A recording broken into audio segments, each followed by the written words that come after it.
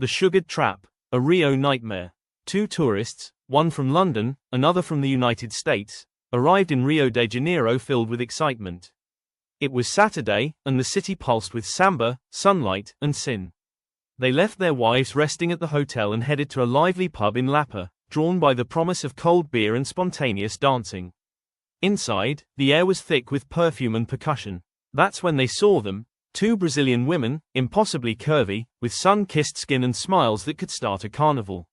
They danced like waves, laughed like conspiracy, and within an hour, the tourists were buying rounds of caipirinhas, feeling like kings in a tropical dream.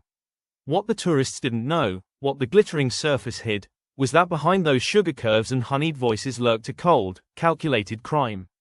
The women were professionals in a different art, the art of the bad end.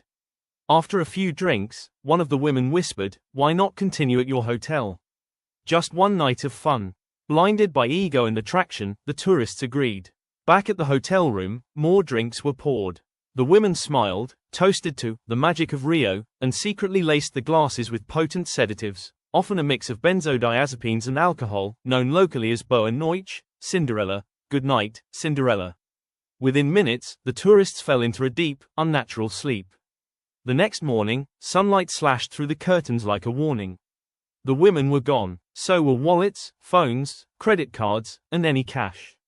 Worse, the tourists' bank accounts had been drained via contactless payments and quick transfers made while they were unconscious.